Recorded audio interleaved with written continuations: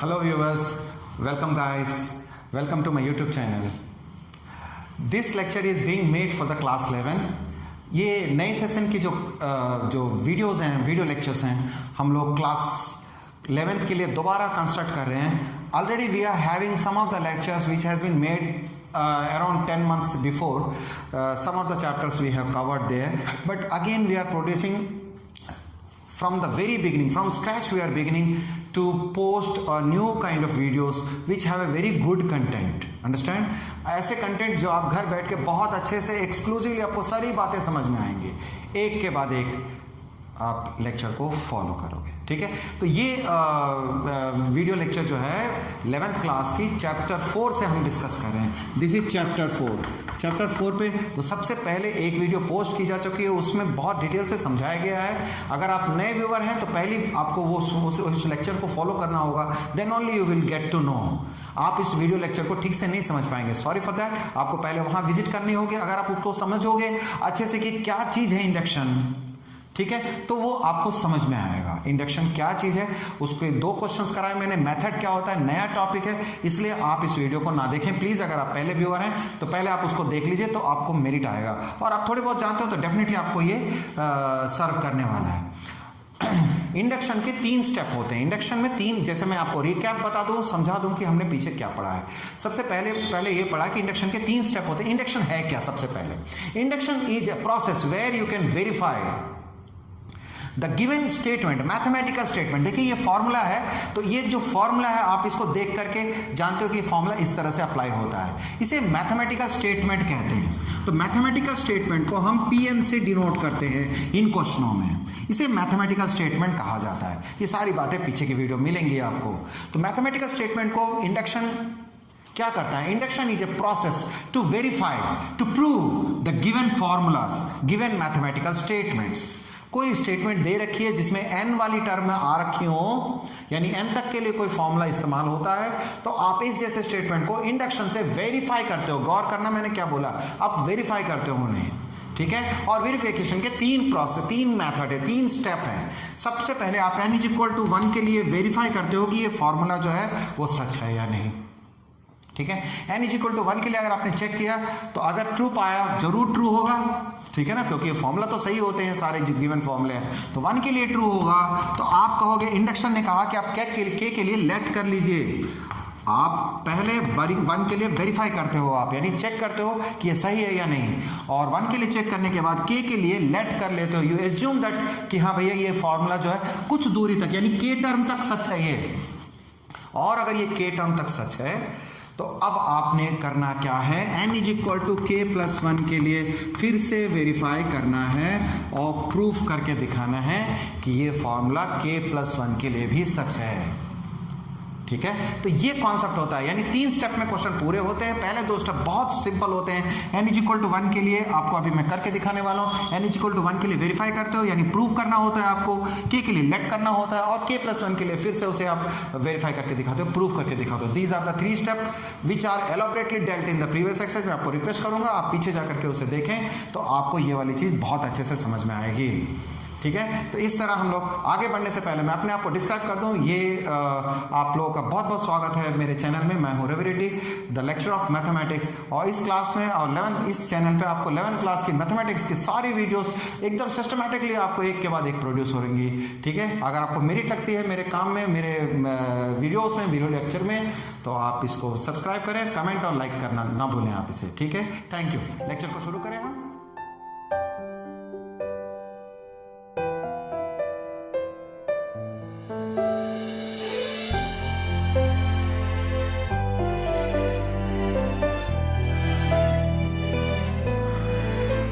Welcome back. अब हम लोग इस लेक्चर को आगे फर्दर मूव करते हैं. इस लेक्चर में आगे करना क्या है, हमें सबसे पहले इस क्वेश्चन को सॉल्व करेंगे.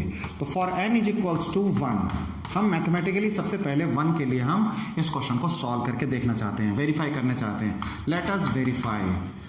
ठीक है, हम इसे वेरीफाई करेंगे. कैसे वेरीफाई होता है ये? सबसे पहले P1, n is equal to 1 का मतलब, Pn इज इक्वल टू 1 का मतलब जो पहला टर्म है, फर्स्ट टर्म है, आप उसे लेना. फर्स्ट टर्म मेरा 1 आया, ठीक है। कुछ टीचर्स, कुछ ऑथर्स ऐसे भी समझाते हैं कि यहाँ n की वैल्यू 1 रखो लास्ट टर्म में, यानी ये nth टर्म है, ये nth टर्म में n की वैल्यू 1 रखोगे तब भी आपको ध्यान रखना, इसकी बात कर रहा हूँ 1 माइनस 1, तो क्या मिलेगा बेटा 3 की पावर 0 दैट इज ऑल्सो 1। दोनों स्टेटमेंट सही हैं। मैं लेकिन अपनी क्लासेस में फर्स्ट टर्म को n इक्वल टू 1 के लिए लूंगा, जो कि मुझे सही लगता है, नहीं लगता नहीं, ये सही होता है। आपको ये वाली मेथड फेल हो जाएगी कुछ जगह पे, मैं आपको उस क्वेश्चन में आपको बताऊंगा कि लास्ट स्टेप में हम n की वैल्यू 1 करके P1 नहीं हासिल कर सकते, we can not get that, right. तो n इज इक्वल टू 1 लेना, 1 का मतलब हो गया LHS, this is LHS ours, ठीक है, ये हमारा LHS है बेटा, this is our LHS and this is our RHS, ये मेरा RHS है, गुड। तो LHS हमने निकाल लिया, n के P1 कितना आया हमारा, P1 जो है वो 1 है, ये LHS है। तो RHS कितना मिलेगा, RHS हम कैसे निकालेंगे, RHS तो मेरा 3 की पावर n माइनस 1/2 है, तो 3 की पावर 1 माइनस 1/2, 3 माइनस 1/2, और ये कितना आया 2/2, 1 आ गया। तो आप देख रहे हो LHS और RHS दोनों सेम हैं, तो वेरीफाइड, पहला स्टेप पूरा हो गया। पहले क्वेश्चन से मैं आपको डिटेल से समझाता हूँ, ये क्वेश्चन एक एक लाइन में सॉल्व होते हैं। P लेट, अब करेंगे क्या, let Pn is true for n is equals to k। आपने लेट कर लिया कि n is equal to k के लिए ये स्टेटमेंट सच है। वो के स्टेटमेंट कौन सी है बेटा, अगर ये फॉर्मूला k तक के लिए सच है तो सिंपली आपको इस एक्सप्रेशन में n की वैल्यू k पुटअप करनी है। ये जो फॉर्मूला है ये n तक के लिए गिवन था, अब आपने n की वैल्यू k रख दिया, n की वैल्यू k रख दिया तो आपको देखिए 3 स्क्वायर करते हुए 3 की power k minus 1 is equals to 3 की power k minus 1/2। We call this one as an equation 1, हम इसे इक्वेशन 1 कहा करेंगे एवरी टाइम। तो इस स्टेप में ये लेट करते हैं, हम लेट करेंगे, ये वेरीफाई करके चेक नहीं करेंगे। फर्स्ट स्टेप में वेरीफाई किया और सेकेंड स्टेप को एज्यूम किया, थर्ड स्टेप सबसे इंपॉर्टेंट स्टेप है ये, थर्ड स्टेप में let now we prove it for n is equals to k plus 1। अब हम k प्लस 1 के लिए इसे वेरीफाई करेंगे दोबारा, कैसे, तो पहले क्या वेरीफाई करेंगे, क्या प्रूफ करना है, let us right that first. pk plus 1 यानी pk प्लस 1 का मतलब क्या है बेटे, pk प्लस 1 का मतलब ये स्टेटमेंट। तो मैंने कहा था कि पिछली वीडियो में कि मैं आगे से आपको थोड़ा शॉर्ट का प्रोसेस बताऊंगा। तो pk प्लस 1 कैसे निकालेंगे, pk प्लस 1 का मतलब हो गया, पहले आप RHS में आ जाओ, 3 की पावर k प्लस 1 माइनस 1/2, ये RHS है। यानी आप pk प्लस 1 में ये प्रूफ करके लाना है आपने। ये कैसे हासिल किया, हाउ आई गॉट दिस, 3 की पावर n के प्लेस पे k प्लस 1 पुट करने पे आपको RHS मिल जाएगा, ये RHS है। तब LHS क्या, किसको इसके बराबर हम प्रूफ करने वाले हैं, ठीक है। तो for n is equal to 1 LHS में आते हैं। LHS दरअसल LHS कैसा होगा आपको पता है, ये LHS होता है और ये RHS होता है। तो यहाँ आपने n की वैल्यू k प्लस 1 पुट करी है, तो इसमें भी आपको n की वैल्यू k प्लस 1 पुट करनी पड़ेगी, ठीक है। मतलब क्या, n की वैल्यू k प्लस 1 का मतलब क्या हुआ बेटा, ये जो क्वेश्चन है ये अप टू ये n टर्म है, nth टर्म तक है। अगर मुझे इससे आगे बढ़ना पड़ेगा तो जरा सोचो कि मैं क्या करूंगा, इससे मुझे अगला स्टेप में जाना है। ये तो nth टर्म है, n प्लस 1 करने के लिए क्या करना पड़ेगा, मुझे n के प्लेस पे n प्लस 1 रखना होगा। n के प्लेस पे n प्लस 1 रखने का मतलब हो गया 1 प्लस 3 स्क्वायर करते हुए 3 की पावर, गौर कीजिएगा मैं n की वैल्यू k प्लस 1 रखने वाला हूं, तो मुझे अगला टर्म मिल जाएगा। ये तो k तक था, ये जो है kth टर्म था, ये मैं आपको बता दूं ये kth टर्म है और इससे अगला टर्म k प्लस 1 वाली है। तो बहुत सिंपल है, ये 3 की पावर k आ गया। जैसे कि आप अगर पिछला वीडियो देखेंगे तो ये क्वेश्चन मैंने होमवर्क में करने के लिए दिया था, यानी आपको ट्राई करने के लिए दिया था, आप पहले ट्राई कर लें। तो ये क्वेश्चन मैं अब आपको सॉल्व करवा देता हूं, देखिए। तो 3 की पावर k आ गई। आप अगर इस चीज को नोटिस कर रहे हो, आप में से सब लोग जानते होंगे कि ये इस टर्म के पीछे कौन सा टर्म होगा, वो कैसे होगा देखने में। तो आपको एक बार लिख देता हूं, मैं आगे जा करके ये वाली स्टेप अवॉइड करूंगा। हमें बोरिंग नहीं बनानी मैथमेटिक्स को, let it be more interesting. 3 की पावर k है तो 3 की पावर k माइनस 1 को मैंने लिख लिया। इससे पीछे का टर्म ये होगा और इसके पीछे का टर्म तो यहाँ तक जाएगा ना, ये यहाँ से लेके k टर्म तक है और इससे जस्ट अगला टर्म जो है वो ये वाली होगी। ध्यान रखिएगा क्योंकि आगे के क्वेश्चनों में आपको इसकी जरूरत पड़ने वाली है। तो 3 की पावर k रख दिया मैंने, ठीक है। तो इससे पीछे का टर्म यहाँ तक था। नाउ अब यहाँ से लेके यहाँ तक का सम क्या है हमने देख लिया वो कि ये ट्रू माना था हमने, यहाँ से यहाँ तक का सम ट्रू था। तो हमने 3 की पावर k माइनस 1/2 हमने लिख लिया है प्लस 3 की पावर k। एक काम जरूर करना है आपने यहाँ यूजिंग 1 करिएगा, इसे आपने 1 का इस्तेमाल किया है यहाँ। Using 1 we got this, okay. Now अब हम एलसीएम लेंगे, ठीक है। या एक स्टेप और बढ़ा देता हूँ, if you feel any inconvenience now this is there. तो अब जब मैं एलसीएम लूँगा तो what I will get here, you see ये 2 आया मुझे, है ना। एलसीएम में 3 की power k minus 1 plus 2 into 3 की पावर k। अब मुझे कुछ बताना है आपको, ठीक है। I have to say you something, I have to make you alert a little bit. मैं थोड़ा आपको अलर्ट करना चाहता हूँ। कुछ बच्चे ना यहाँ पर 2 इंटू 3 की पावर k को 6 की पावर लिखते हैं, ये गलत है, इट इज़ रॉन्ग, ऐसा नहीं होता। जब एक टर्म पर एक्सपोनेंट हो तो जब तक एक्सपोनेंट पूरा सॉल्व नहीं करते it can not be multiply with the coefficient, वो मल्टीप्लाई नहीं हो सकती दूसरे से।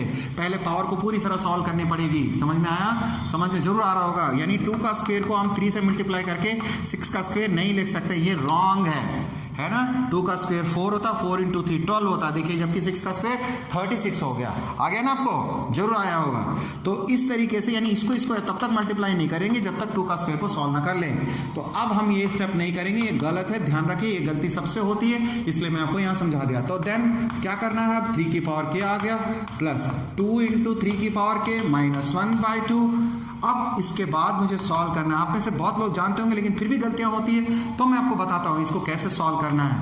बेटा 3 की पावर के कॉमन ले लो, यहाँ 1 प्लस 2 आ जाएगा माइनस 1/2। 3 की पावर के कॉमन आ जाता है तो ये 3 की पावर 2 और ये 1 और 2 इतना। देन यू कैन सी 3 आ गया, 3 की पावर k प्लस 1 माइनस 1/2 वो आ गया जो मैंने ला के रख लिया था। तो ये देखिए RHS आ गया, प्रूव्ड हो गया ये।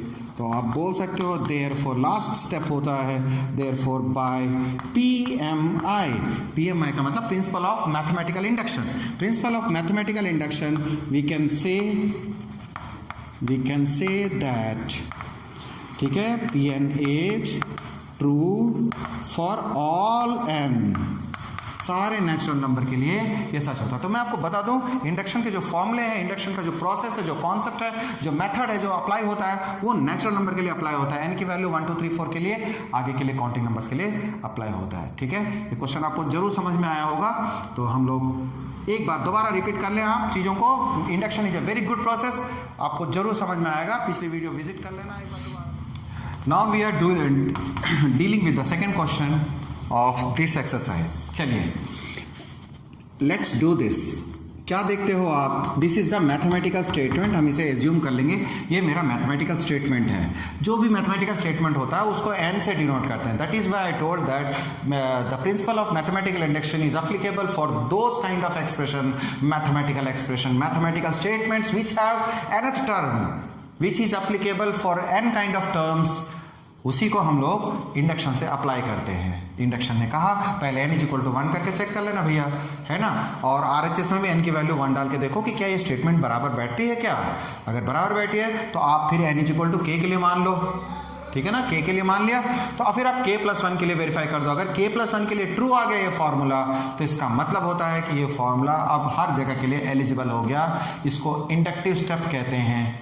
जो सेकंड और थर्ड स्टेप को मिला करके जो चीज़ बनती है उसको इंडक्टिव स्टेप कहा जाता है। ये सारी बातें फर्स्ट वीडियो में कही गई, प्लीज़ आप विजिट करना, आपको बहुत अच्छा लगेगा। वैसे ये वीडियो भी काफ़ी हद तक आपको समझ में आ जाएगी, टॉपिक बहुत मज़ेदार है, बने रहिए। चलिए यहाँ हम लोग लेट्स वेरीफाई फॉर n = 1 के लिए वेरीफाई करें। तो आप क्या देखते हो? LHS में बेटा P1 लिखते हो। और P1 जैसा कि मैंने कहा पहला स्टेप ले लेना, पहला टर्म ले लेना बेटा, है ना। आप n की वैल्यू 1 डाल के लेते हो जैसे कुछ टीचर्स करते हैं, वो भी सही है। ये आ गया 1, LHS आ गया 1। RHS कैसे हासिल करेंगे? RHS आपने लिख दिया है पहले से का whole square at n is equals to 1 put करना है आपने। तो देखिए आपको क्या मिला, ऊपर 2 नीचे 2 का स्क्वायर, इट विल बी 1। तो LHS is equals to RHS। True आ गया, यानी true for n is equals to 1 के लिए ये ट्रू हो गया बेटा। अगर n के लिए 1 के लिए ट्रू हो गया, let it is next step, ये सेकेंड स्टेप स्टार्ट हो गई हमारी। Let it is true for n is equals to k। के लिए हम इस फॉर्मूले को सच मान लेते हैं, 1 का क्यूब 2 का क्यूब करते हुए। तो ये पार्ट कैसे लिखी जाती है? कुछ नहीं लिखना, बहुत सिंपल। इसमें n के प्लेस पे k लिख दीजिए। दोबारा क्वेश्चन के एक्सप्रेशन को just put it there as it is by keeping value of k in place of n. We got this. If we got it, तो अब आगे बढ़ेंगे। 1 का क्यूब 2 का क्यूब ना, ये हमें प्रूफ, ये हमें लेट करना है, क्योंकि इंडक्शन ये कहता है कि भाई ठीक है आप k के लिए तो लेट कर लो। To prove it for n is equals to k plus 1। n is equal to k plus 1 के लिए आपको वेरीफाई करना है। तो RHS क्या होगा पहले देख लें। RHS हम कैसे निकालेंगे, यानी हमें लाना क्या है, what we have to get, वो देख लीजिए पहले। RHS में pk प्लस 1 में हमें RHS में मिलेगा क्या? RHS में मिलेगा n की वैल्यू k प्लस 1 पुट करनी पड़ेगी। थोड़ा ध्यान से करना, n को ब्रैकेट में रखना k प्लस 1 को। जो मैं कह रहा हूं आपको ध्यान देना है उन बातों पे। n के प्लेस पे आप k प्लस 1 जब आप पुट कर रहे होते हो तो कीप इट इन ब्रैकेट, है ना। इस टर्म को आगे समझेंगे, आगे काम आने वाला, आप इस बात को ध्यान देना। ये k प्लस 1 आ गया, ये k प्लस 1 2 बाई 2 का होल स्क्वायर, पूरे का होल स्क्वायर है। तो आप इसका होल स्क्वायर इसका होल स्क्वायर करके ये 4 कर देना, इट इज देयर, ठीक है। This you have to get, आपको ये हासिल करना है, आ जाएगा। चलिए अब हम LHS चलते हैं। LHS में हम pk प्लस 1 देखने वाले हैं। तो LHS में pk प्लस 1 का मतलब, जैसा कि अभी मैंने आपको बताया, फिर एक बार बताता हूँ। जब स्टेटमेंट के अंदर दो बातें हुआ करेंगी, एक LHS होता है, एक RHS होता है बेटा। This one is your RHS, ठीक है, ये आपका RHS है और ये आपका LHS होता है। तो हमने RHS तो पहले देख लिया कि मुझे लाना क्या है। अब मैं LHS देखता हूँ कि किसको सॉल्व करके हमें उतना लाना है। और how we will get that, n की वैल्यू k प्लस 1 पुट करना। तो k प्लस 1 का क्यूब, k प्लस 1 का क्यूब पुट कर दिया, n की वैल्यू k प्लस 1 की ब्रैकेट रखना। डोंट डू दिस, ठीक है, ऐसा ना हो कि आप k क्यूब प्लस 1 लिख रहे हैं, ये गलत हो जाएगा, है ना। Don't do this. इसीलिए k प्लस 1 जब भी मैं कहूँ कि n की वैल्यू k प्लस 1, तो k प्लस 1 के एक ब्रैकेट के साथ उस जगह आप ठोक दिया करें, तो अपने आप सही हो जाएगा। You will come to know. चलिए अब क्या है, आप जानते हो 1 से लेके k प्लस 1 तक बड़े हो, तो 1 से लेके ये k तक था, है ना, ये 1 से लेके k तक है, यानी इसके बाद का टर्म है ये। तो मैं 2 क्वेश्चन आज एक जैसा किया हूँ, मैं अगला क्वेश्चन जब कराऊंगा तो इससे भी थोड़ा तेज करेंगे, यानी आप 1 स्टेप 2 स्टेप और रिड्यूस कर सकते हो। बट एग्जामिनर को गुस्सा नहीं दिलाना, इवैल्यूएटर को जब अच्छा लगेगा आपका process, then only he will reward you. चलिए बेटे, इसके पीछे वाली टर्म लिख लिया। आप पूछोगे सर इसके पीछे क्या होगा, तो आप जान लीजिए, काम का नहीं है अभी वैसे। k माइनस 1 का होल क्यूब, बेटे इससे पीछे का टर्म ये होगा, अभी मेरे को जरूरत नहीं है, लेकिन आपको इस तरीके से बता रहा हूँ। ये इसके पीछे ये था तो इसके पीछे ये होगा, और उसके पीछे और जाओगे तो k माइनस 2 का होल क्यूब, इस तरह से होने वाला है। वेल, बहुत बढ़िया। अब हम करने क्या वाले हैं, इसको ब्रैकेट में बंद करेंगे। Why you are doing this, 1 से लेके क्यू क्यूब का सम मैंने अलग इसलिए दिखाता हूं क्योंकि उसका सम मुझे पता है, वो मुझे मालूम है, ठीक है। हम पहले लिख दें यूजिंग 1 से हम लिखने वाले हैं इसका वैल्यू कितना, k प्लस 1 बाई 2 का होल स्क्वेयर, k प्लस 1 का होल क्यूब। इस तरह से देखिए आप पहुंच चुके हो काफ़ी। अब आगे बढ़ते हैं। कैसे बेटे, इसका पावर खोल दीजिए, k प्लस 1 का whole square by 4 k plus 1 का होल क्यूब है। तो एलसीएम ले लेंगे हम, एलसीएम लेंगे k स्क्वेयर k प्लस 1 का होल स्क्वेयर और 4k प्लस 1 का होल क्यूब, है ना। तो I will keep this one, ठीक है। तो देखिए जरा, k+1 का होल क्यूब बाय 4, इस तरह से ये आ गया। तो अब जैसे 4 एलसीएम लिया हमने, तो k+1 का होल स्क्वायर को कॉमन ले लेते हैं। k+1 का होल स्क्वायर यदि कॉमन आएगा इसमें, आप देख सकते हो, इफ यू टेक k+1 का होल स्क्वायर कॉमन लोगे आप, तो यहाँ k² मिला आपको, है ना, यहाँ k² है और यहाँ 4 टाइम्स ऑफ k+1 बच गया। आप आंसर के काफ़ी नज़दीक हैं। तो k+1 का होल स्क्वायर, ये k², देन 4k+4। अगर आप नोटिस करें तो ये k+2 का होल स्क्वायर है। ये बहुत सिंपल है, मिडिल टर्म स्प्लिट करके भी आपको आ जाएगा, है ना। ये k+2 का होल स्क्वायर को जब आप सॉल्व करते हो तो इतना आपको आएगा। तो मैं आगे चलता हूँ, मैं कहूँगा कि इट इज़ k+1 का whole square, it is k+2 का whole square, then it will be 4। ऐसे करके ये आ गया। देखिए आपको जो रिजल्ट लाना था बेटा, यू हैव एडमिटेड दैट कि ये लाना, और ला चुका है।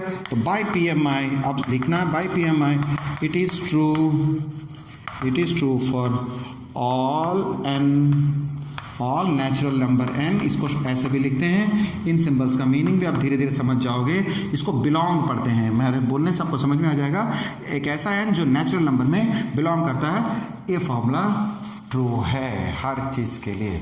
तो इस तरह से ये वीडियो लेक्चर मैंने 2 क्वेश्चंस के लिए बनाया। अब 11th क्लास के बच्चों को थोड़ा वार्म अप कर रहा हूँ मैं, है ना, वो थोड़े वार्म अप हो जाए, थोड़े समझ में आ जाए कि क्लास की इंपॉर्टेंस है। ये हर एक टाइम जो है, वैसे ये लॉकडाउन का पीरियड है, हर टाइम बहुत इंपॉर्टेंट होता है, और लॉकडाउन का टाइम है तो you have enough time. 10th class के एग्ज़ाम फिनिश हो गए, अब और एग्ज़ाम नहीं होंगे आज, इसलिए आप सब 11th क्लास की पढ़ाई करो। तुम लोग में से कई बच्चे, आई मीन टू से मेरी अकेडमी के कई स्टूडेंट्स शायद मैथ नहीं लेंगे, लेकिन जो मैथ लेंगे उनको पढ़ना है, ठीक है। तो ये मैं फिर से सर्व कर रहा हूँ आपको, आप एंजॉय करो घर बैठ करके, टाइम को यूज़ कीजिए। मिलते हैं अगली वीडियो में। Till then all the best बेटा, take care of yourself. Thank you. Hold me close till I get out.